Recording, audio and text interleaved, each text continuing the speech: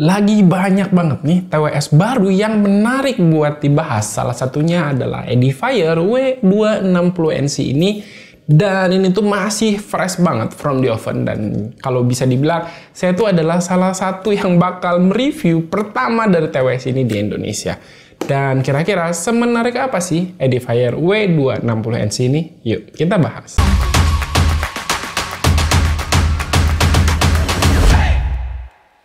Nah, jadi TWS ini tuh masuk ke persaingan TWS yang banyak banget pesaingnya di harga 1 juta mepet. Dan dari beberapa TWS di harga 1 juta mepet tersebut, saya udah pernah coba beberapa. Di antaranya ada Liberty 4NC, terus Irfan, Free Pro 3, dan ini masuk jadi saingannya. Dan selama ini yang saya tahu ya, Liberty 4NC itu jadi market leader kalau bisa dibilang, paling banyak dibeli di harga 1 jutaan. Dan siap-siap aja Liberty 4NC nggak nyaman saat ini karena saingannya ini tuh siap membombardir. Oke, sebelum lebih lanjut bahas mengenai TWS-nya, kita lihat-lihat dulu untuk paket penjualannya yang bakal didapat dari Edifier W260NC ini. Dari packagingnya standar lah ya, dapat set TWS sama charging case, terus ada kabel charger dan juga ear tips cadangan. Ini ear tips cadangannya cuman diplastikin gini doang coy, nggak ada tray-nya gitu. Kalau barang mepet sejuta gini sih menurut saya minimal ada tray lah ya buat nyimpan si ear tips cadangannya. Oh ya, ear tips cadangannya juga cuma 2 pasang doang, jadi total ada 3 pasang sama yang udah nempel di TWS-nya.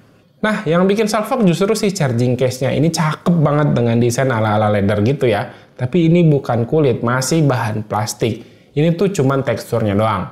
Tapi feel-nya overall solid dan mantep. Cocok lah sama harganya. Untuk pilihan warna, dia tuh ada 2 ya, dark blue atau navy blue gitu. Dan yang saya punya ini warna putih, cakep. Dia putihnya tuh bukan putih bersih gitu ya. Apa ya istilah namanya? Beige ya kalau nggak salah saya. Jadi dia secara look itu tuh nggak pasaran. Finishingnya matte, jadi dia nggak akan kelihatan ada bekas sidik jari gitu. Dan nggak akan kelihatan kucel kalau udah dipakai seharian. Senada sama warna charging case-nya, si TWS-nya dia pakai kombinasi finishing glossy dan juga leather texture kayak gini. Dan menggunakan model in-ear monitor.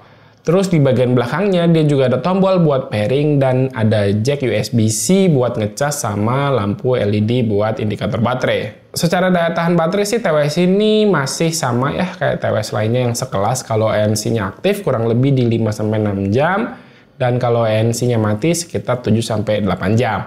Dan kalau di total dengan charging case ya maksimal bisa sampai 32 jam. Cuman ya sayangnya dia belum support wireless charging. Dari segi desain si TWS-nya ini tuh mirip banget sama TWS ya you know who lah ya. Dan secara fitting buat saya ini tuh aman banget, nyamannya dipakai selama 2 jam lebih kurang saya tes itu nggak ada masalah sama sekali. Terus dipakai buat jogging juga nyaman, ini udah saya cobain dan nggak mudah lepas. Oh ya, dia ada IP rating juga buat olahraga, jadi lebih aman lah ya dari cipratan keringat atau misal kehujanan pas lagi lari di jalan. Dan untuk kontrolnya, TWS ini secara opsi agak sedikit kalah advance dibanding sama beberapa kompetitor. Karena dia cuma punya 2 opsi doang, yakni double sama triple tap. Dan juga nggak ada opsi buat disable fungsi si tap-nya. Untuk ngatur fungsi kontrolnya bisa langsung aja dari aplikasi. Dan by the way, ini Edifier bikin satu aplikasi baru buat TWS-nya. Dulu tuh namanya Edifier Connect, belakangnya CT ya, Connect. Dan sekarang diganti Edifier Connect pakai X. Jadi buat kalian yang beli TWS ini jangan salah download. Perbedaan di aplikasi baru ini dia redesign UI aja, terus sekarang juga ngasih fitur buat ngelacak lokasi TWS-nya. Ini lumayan ya buat ngebantu kayak orang yang pelupa kayak saya. Terus selebihnya ya sama kayak aplikasi lainnya, bisa ngatur beberapa mode ANC, karena TWS ini udah punya fitur ANC ya sesuai dengan namanya. Terus ada beberapa mode kayak high, mode low, dan lainnya. Yang secara tingkat kedepannya dia diklaim bisa mengurangi noise sampai 45 dB. Cuman dari pengalaman saya sih tingkat kekedapannya masih agak kurang ya dan masih di bawah Liberty 4NC. Bahkan dia ngasih opsi beberapa tapi saya tuh nggak merasa ada beda yang signifikan antara mode high sama mode low ANC-nya. Mungkin ini bisa dibenerin ya lewat firmware update tapi so far di versi firmware 1.0.0 ini ya kayak gini yang bisa saya rasakan. Terus di aplikasinya juga ada settingan equalizer, tapi sekali lagi yang saya sayangkan adalah aplikasi Edifier ini opsi equalizernya tuh terbatas. Kirain nambah di aplikasi baru, ternyata terbatas. Masih sama dengan beberapa TWS sebelum yang pernah saya coba ya.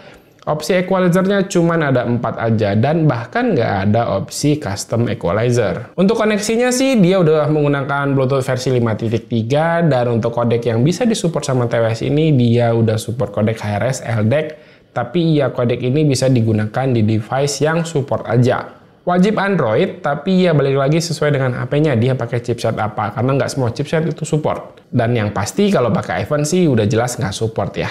Terus TWS ini juga udah punya fitur dual connection yang bisa connect ke dua device sekaligus, jadi bisa pindah-pindah antar device itu dengan lebih mudah dan seamless. Cuman fitur dual connection ini masih harus milih ya, karena kalau kalian mau pilih pakai kodek LDAC, itu artinya ya LDAC-nya nyala, dual connection-nya itu mati, dan sebaliknya, dual connection-nya bisa kita nyalain tapi fitur LDAC-nya harus mati. Ya ini sih sebenarnya yang saya tahu limitasi dari Bluetooth-nya sendiri, jadi semua device yang LDAC dan juga dual connection ya bakal kayak gini. Selain itu fitur yang saya suka dari TWS ini, dia udah punya fitur sensor wearing detection, jadi bisa otomatis pause saat TWS-nya dilepas dari telinga dan kembali play saat TWS-nya dipasang. Nah kalau ngomongin soal delay, dengan menggunakan kodek LDAC sekalipun sebenarnya untuk dipakai nonton TWS ini tuh udah aman banget. Saya tuh hampir nggak bisa merasakan adanya delay. Dan kalaupun mau dipakai buat gaming, dia masih ada mode gamingnya yang bisa diaktifkan lewat aplikasi tadi.